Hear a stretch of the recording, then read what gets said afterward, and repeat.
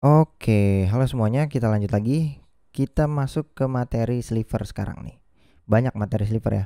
Kita masuk ke sliver F bar dulu. Jadi mungkin ini kita get init aja, kita dari ulang ya. Get init, kita enter.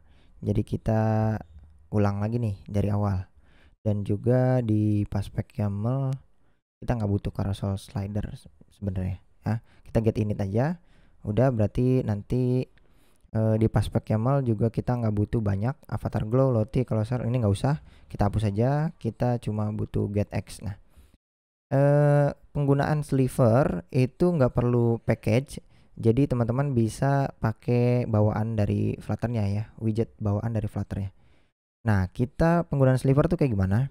Kita coba run dulu ini ya, tampilan dasarnya dulu kita run, kita tungguin sampai aplikasi ini ke install, oke?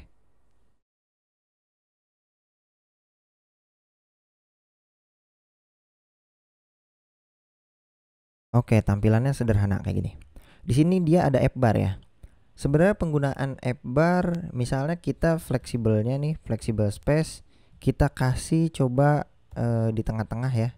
Itu ada Flutter logo. Misalnya ya, kita coba dulu. Dengan ukuran size-nya ya 100 lah misalnya. Kita coba save. Nah, ini kayak gini ya.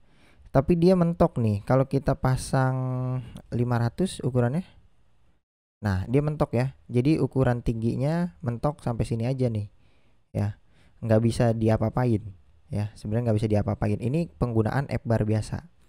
Nah, kalau teman-teman mau menggunakan sliver app bar, jadi sliver app bar itu sebuah widget yang kita nggak bisa pasang di sembarang tempat ya. Contohnya di sini nih, di body kan butuh widget nih ya, dia butuh widget, seharusnya apapun bisa masuk di sini kan. Tapi kalau kita pasang sliver app bar di sini, ini apa yang terjadi? Nah, itu error ya. Kenapa bisa error?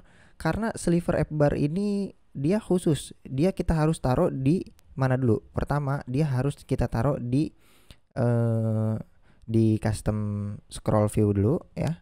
Kita pasang custom scroll view. Nanti dia punya argumen ada yang namanya slivers. Nah, di sini kita naruhnya.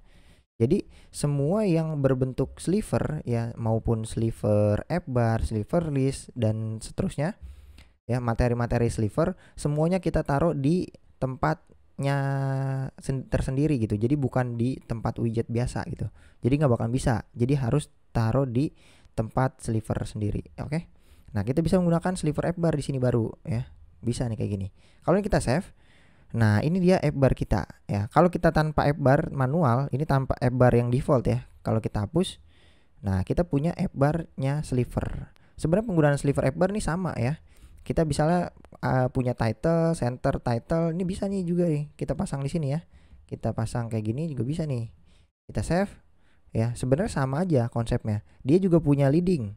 Leading kita pasang icon titik misalnya Android, misalnya kayak gini. Nah, ini bisa nih ya. Jadi sama aja sebenarnya isinya. Kita pasang action juga sama nih. Kita pasang icon button on press nanti dulu misalnya nih, contoh aja.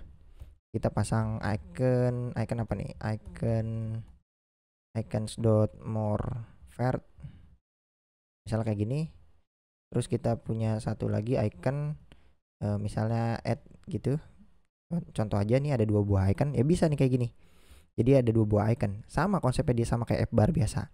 Cuma yang ngebedain dia adalah kalau dia kita kasih flexible space, terus dia ini kita copy aja nih yang ini ya. Kita copy flexible space-nya, kita pasang kayak gini, kita buka, kita save.